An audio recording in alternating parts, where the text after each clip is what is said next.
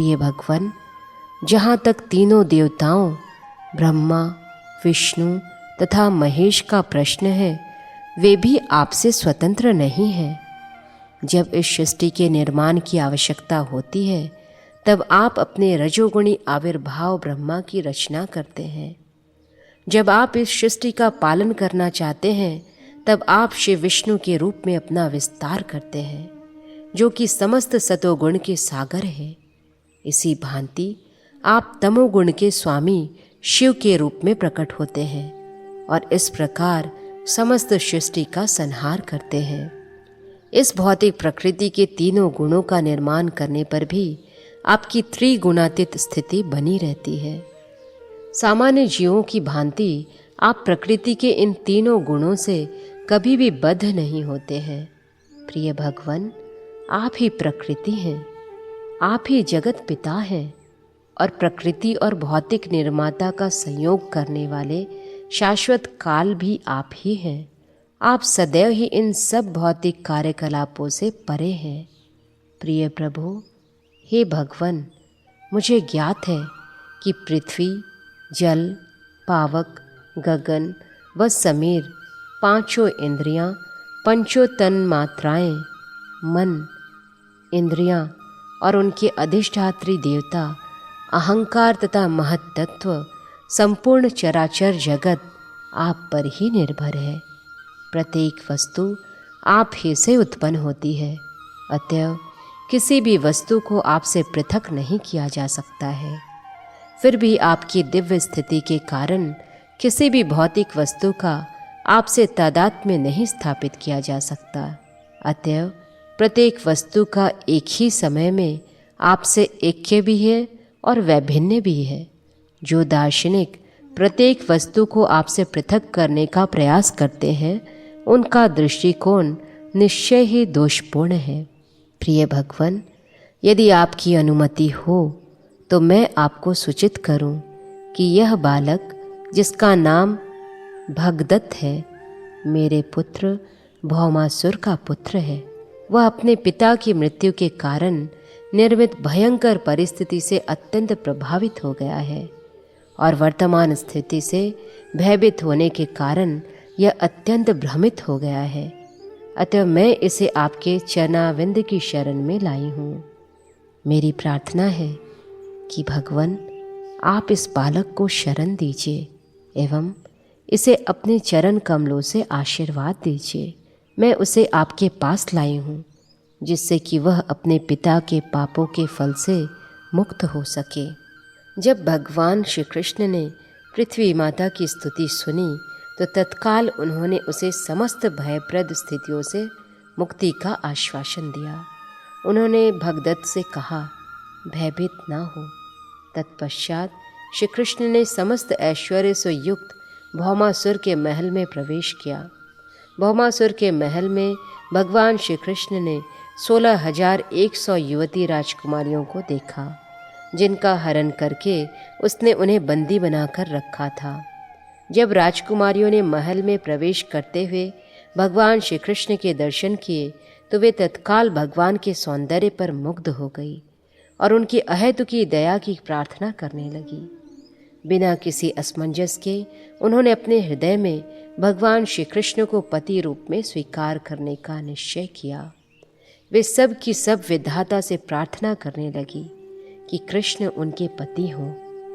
निष्ठापूर्वक तथा गंभीरता से उन्होंने विशुद्ध भक्ति भाव से अपने अपने हृदय श्री कृष्ण के चरण कमलों में अर्पित किए। सबके हृदयवासी अंतर्यामी परमात्मा के रूप में श्री कृष्ण उनकी निर्दोष इच्छा को समझ सकते थे और वे उन राजकुमारियों को पत्नी रूप में स्वीकार करने के लिए सहमत हो गए। इस प्रकार उन्होंने उन सबके लिए उपयुक्त वस्त्राभूषणों का प्रबंध किया और प्रत्येक को पालकी पर बैठाकर द्वारका भेज दिया। श्री कृष्ण ने महल से रथों, घोड़ों, रत्नों तथा मूल्यवान वस्तुओं के साथ साथ असीम संपदा भी एकत्र की। श्री कृष्ण ने महल से 64 सफ़ेद हाथी भी लिए। उनमें से प्रत्येक के 4 दांत थे। उन सबको उन्होंने द्वारका भेज दिया। इस घटना के पश्चात भगवान श्री कृष्ण एवं सत्यभामा ने स्वर्ग की राजधानी अमरावती में प्रवेश किया। तत्काल ही उन्होंने राजा इंद्र तथा उसकी पत्नी सची देवी के महल में प्रवेश किया, जहाँ सची देवी तथा इंद्र ने उनका स्वागत किया। तत्पश्चात श्री कृष्ण ने अदिति के कुंडल इंद्र को दिए। जब श्री कृष्ण तथा सत्यभामा इंद्र की राजधानी से वापस आ रहे थे, तब सत्यभामा को स्मरण हो आया कि श्री कृष्ण ने उन्हें पारिजात पुष्प का एक पौधा देने का वचन दिया था। स्वर्ग की राजधानी में आने के इस अवसर का लाभ उठाकर सत्यभामा ने पारिजात का एक पौधा उखाड़कर उसे गरुड़ की पीठ पर रख लिया। एक बार नारद जी ने एक पारिजात पुष्प ले जाकर श्री कृष्ण की एक पटरानी रुक्मिणी देवी को दिया था। इस कारण सत्यभामा में हीनता की भावना विकसित हो गई और वे भी श्री कृष्ण से एक पारिजात पुष्प प्राप्त करना चाहती थी। श्री कृष्ण अपनी सहपत्नियों के प्रतियोगितापूर्ण स्त्रियोचित स्वभाव को समझ सकते थे, अतः वे मुस्कुराए। उन्होंने तत्काल सत्यभामा से प्रश्न किया, तुम केवल एक पुष्प क्यों मांग रही हो? मैं तुम्हें पारिजात पुष्पों का एक पूर्ण वृक्ष देना चाहूँगा।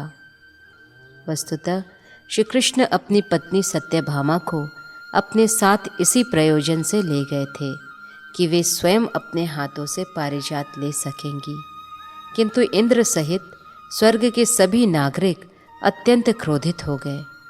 उनकी अनुमति के बिना ही सत्यभामा ने पृथ्वीलोक पर अप्राप्य पारिजात का पौधा उखाड़ लिया था।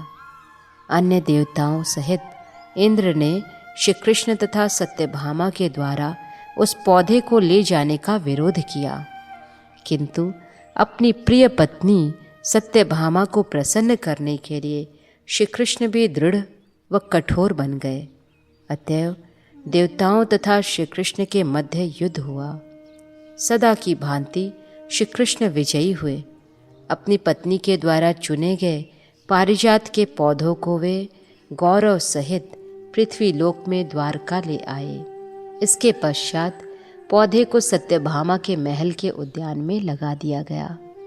इस असामान्य वृक्ष के कारण सत्यभामा का उद्यान भवन असामान्य रूप से सुंदर बन गया। जब पारिजात का पौधा पृथ्वीलोक पर लाया, तब उसकी सुगंध भी आई और उसकी सुगंध और मधु की खोज में स्वर्ग के राजहंस भी पृथ्वी पर उतर आए। श्री सुखदेव गोस्वामी जैसे महान संतों ने श्री कृष्ण के प्रति इंद्र के व्यवहार की निंदा की। इंद्र की माता के कुंडल भौमासुर ने हर लिए थे।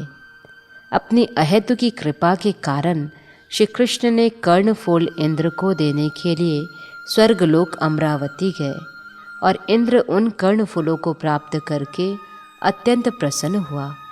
किंतु जब पुष्प का एक पौधा श्री कृष्ण ने स्वर्गलोक से ले लिया, तो इंद्र युद्ध करने को तत्पर हो गया। यह इंद्र का स्वार्थ था। श्री कृष्ण के चरण कमलों में शीश झुकाकर उसने स्तुति की, किंतु जैसे ही उसका प्रयोजन सिद्ध हो गया, वह बदल गया। भौतिकवादी मानवों का व्यवहार इसी प्रकार का होता है। भौतिकवादी मानव सदैव अपने ही लाभ में रुचि रखते हैं।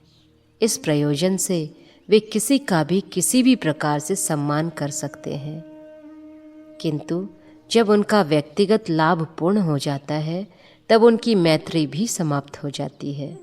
ऐसा स्वार्थी स्वभाव न केवल इस लोक के संपन्न वर्गों के लोगों में पाया जाता है, अपितु यह इंद्र तथा अन्य देवताओं में भी उपस्थित है।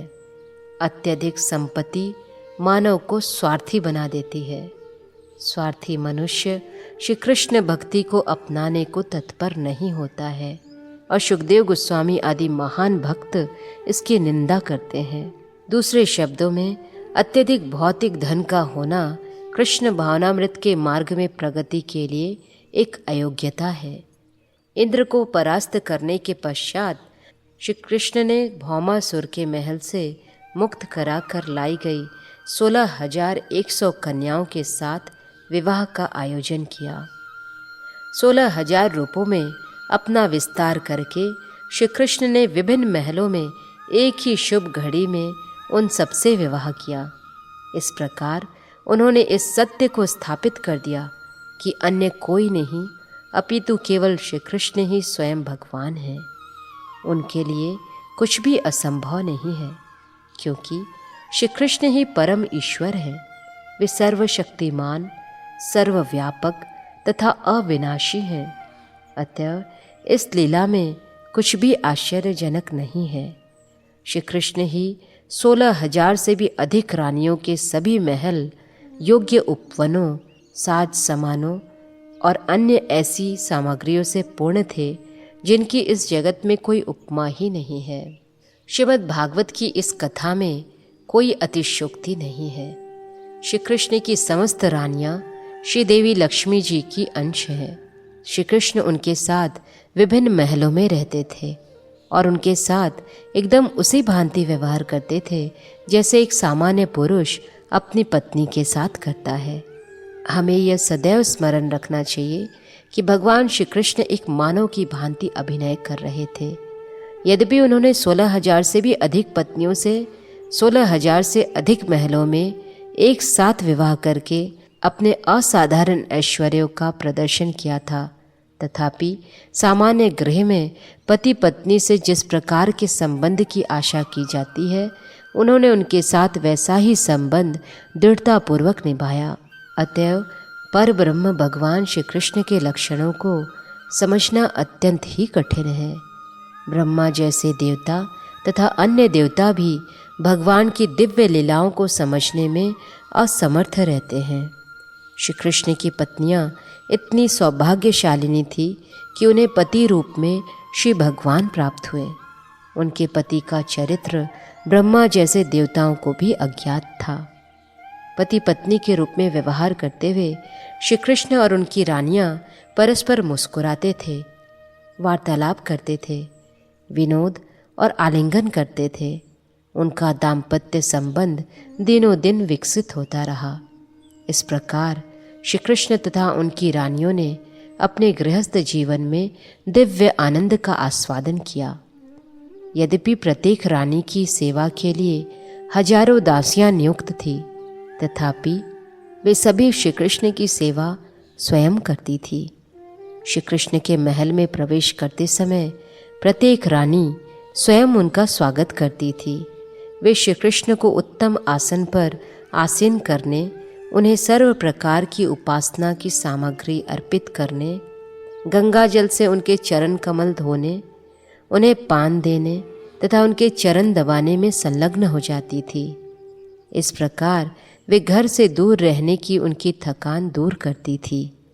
वे भली भांति उन्हें पंखा जलती थी, सुगंधित पुष्पों का तेल अर्पित करती थी और पुष्पमालाओं से उनकी सज्जा करती थी। वे श्री कृष्ण के केश संवारती थी, उनको विश्राम कराती, स्वयं उनको स्नान कराती और उन्हें स्वादिष्ट भोजन कराती थी। ये सारे कार्य रानियां स्वयं करती थी। वे दासियों की प्रतीक्षा नहीं करती थी। दूसरे शब्दों में श्री कृष्ण और उनकी विभिन्न रानियों ने पृथ्वी पर आदर्श गृहस्थ जीवन का प्रदर्शन किया। इस प्रकार लीला पुरुषोत्तम भगवान श्री कृष्ण के अंतर्गत भौमासुर का उद्धार नामक 59वें अध्याय का भक्ति वेदांत तात्पर्य पूर्ण हुआ।